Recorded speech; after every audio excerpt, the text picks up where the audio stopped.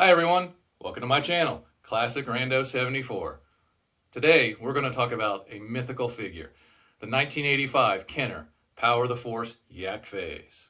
But before we get into it, we're going to talk a little bit about the figure's history. The final wave of Kenner's Star Wars figure collection came in 1985, and it was the Power the Force collection that came with these fancy coins. Sales were down, so they were trying a new gimmick to get some more figures sold. Thusly, that last wave of figures was pretty rare.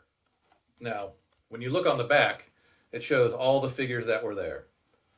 The final wave went from 79, from the Return of the Jedi line, up to 92. So that's a difference of 13. If you take one more for the R2-D2 that was swapped out between them, then that takes it up to 14. So 14 new figures for the very final wave. And that was the final 17. Well, no, it wasn't final 17, because it went from 79 to 92, not 77 to 92, as most people think. So they're all wrong? That's right, Rees, they're all wrong. But there was one figure that was missing from all of this. A figure that most of us didn't even know about until many, many years later. It was in the late 90s when I found out. And that was of Yak Face. By the late 90s, thanks to magazine articles and the few people who had internet connectivity on their computers, almost all of the collector base had known about the Yak Face figure that never made it to the United States.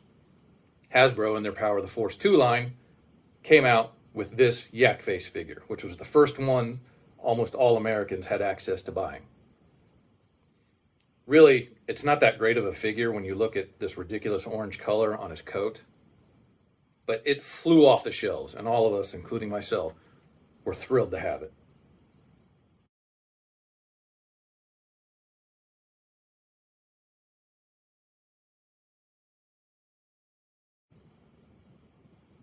Fast forward to 2019, Hasbro updated the Yak Face figure, at this point known by his screen name, Sayat Murray. This figure had corrected colors, an amazing sculpt, and phenomenal articulation. It was the rave of collectors everywhere. But Hasbro had one more trick up their sleeve that inspired collectors. That surprise came with this limited release mimicking the Canadian carded Power of the Force Yak Face. This card back for the vintage figure was only available in Canada, as were the coin and the vibro staff. The European release came with just the figure on a tri-logo card.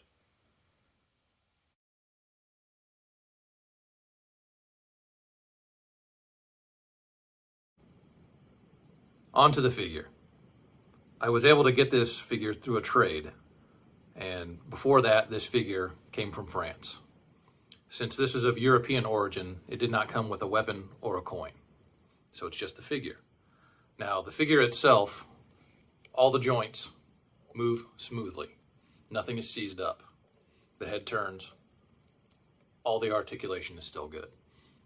Now, it's not exactly perfect. You can see the sleeves and the shirt are different colors now.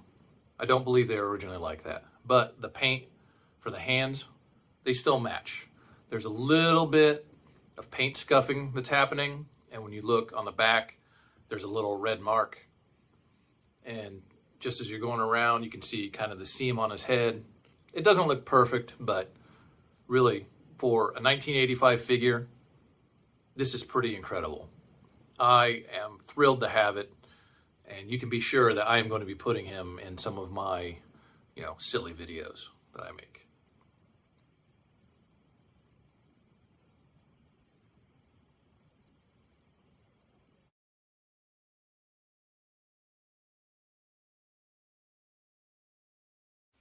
That's my brief history and review of Yak Face figures, going from the vintage Grail to the first modern update to absolute modern perfection.